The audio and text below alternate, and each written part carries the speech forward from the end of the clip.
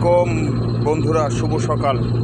আজকে আপনাদেরকে আমাদের ছাদ বাগানে কি চাষাবাদ করা হয়েছে তারই একটি ভিডিও আপনাদের মাঝে তুলে ধরব। দেখুন, আমাদের এখানে পুঁইশাক গাছ লাগানো হয়েছে। দেখেন, মিষ্টি কুমড়া গাছ পুরো ছাদ বাগান ভরে গেছে। পুঁইশাক গাছ এবং সিম এবং যে কলা সিম বলে, যে বড় বড় সিম হয় লম্বা লম্বা, সেই সিম গাছের এটা রিভিউ। এখানে ডাঁটা শাক আছে, ধানকুনি পাতা আছে এবং তরমুজ গাছও কিন্তু এখানে আছে। এখনও অবশ্যই ফল আসে নাই। আমরা এর আগে যে গাছগুলো লাগাইছিলাম সেখান থেকে আমরা তরমুজ ফল খাইছি। এবং মিষ্টি কুমড়া গাছে কিন্তু অলরেডি ফুল চলে আসছে। আপনারা দোয়া করবেন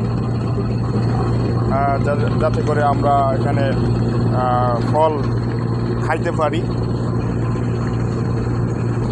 এইখানে কিছু আম গাছের চারা রোপণ করা হয়েছে। দেখেন, এখানে কিন্তু সব কিন্তু আপনার ব্যাগবন্দি করা আছে সব। এখানে একটা সিম গাছ প্রচুর লতাপাতা ছাড়ছে।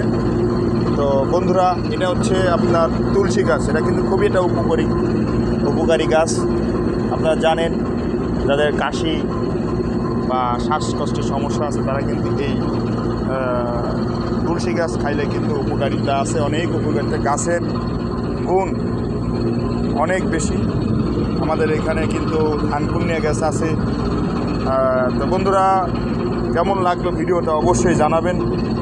আর সবার আসলাম এইভাবে ছাদ বাগান তৈরি করবেন, কারণ প্রতিটা নাবিকরা কিন্তু আসলে অলস সময় পার করে। আর এই অলস সময়ের ভিতরে আপনারা যদি আপনাদের জাহাজের অবশিষ্ট যে জায়গা, ফাঁকা জায়গা বা অব্যবহৃত জায়গাটায় আপনারা যদি ছাদ বাগান করেন তো অবশ্যই আপনাদের কাছে ভালো লাগবে। আমাদের এখানে একটা আম গাছ আছে। এবছর আশা করি আমরা এখান থেকে ফল পাবো। সবাই দোয়া করবেন আমাদের জন্য এবং আমাদের জাহাজের সকল স্টাফের জন্য দোয়া করবেন।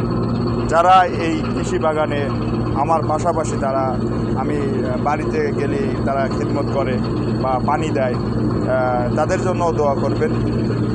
অনেক বড় একটা ঝাড় বা অনেক বড় একটা বাগানে পরিণত হয়েছে কিন্তু আমাদের এই ছাদ বাগান, আপনারা দেখতে পাচ্ছেন।